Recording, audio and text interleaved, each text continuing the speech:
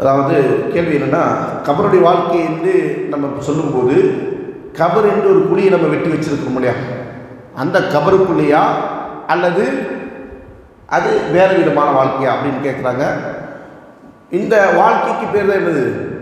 பர்சக்குடைய வாழ்க்கை. பர்சக் என்று சொன்னால் திரைமறைவு, உலகத்திற்கு மறுமைக்கு மத்தியிலான ஒரு வாழ்க்கை.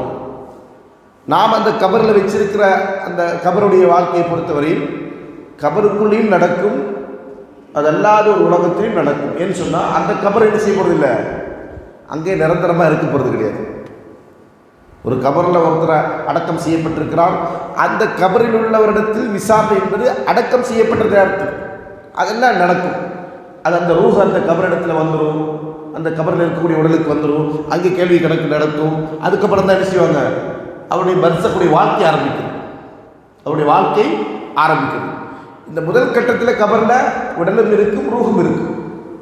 அடுத்த கட்டத்தில் என்ன ஆகும், அதாவது இது ஒரு நீண்ட கால வாழ்க்கைன்னு சொல்ல முடியா, அடுத்த காலத்தில் என்ன ஆகும், இந்த கபரில் ஒன்றுமே இருக்காது. ஒன்றுமே இருக்காதுன்னு அர்த்தம், நம்முடைய எலும்புகள் எல்லாம் மக்கி மண்ணோடு மண்ணாகி போயிருக்கு.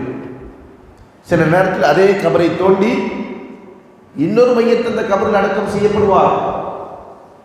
ஆனாலும் கூட இதற்கு முன்னர் அடக்கம் செய்யப்பட்ட மனிதர் அல்லாஹ் பாதுகாக்க வேண்டும், அவர் தண்டனைக்குரியவராக இருந்தால் அவருடைய தண்டனை தொடர்ந்து கொண்டுதான் இருக்கும். அவர் அவருடைய கபரில் இருக்கிறாரா? இல்லை. ஆனால் எந்த வாழ்க்கையில் இருக்கிறாரு? பர்சக்குடைய வாழ்க்கையில் இருந்து கொண்டிருக்கிறார். அந்த வாழ்க்கையை செய்யாது, கியாமத் நாள் வரைக்கும் அது தொடர்ந்து கொண்டு. அப்போ அந்த வாழ்க்கையில் அவர் செய்கிறாரு, தண்டனைக்குள்ள இருந்து கொண்டிருக்கிறார். நம்முடைய காட்சிக்குள்ள இருக்கிற அந்த கபருக்குடி அல்ல.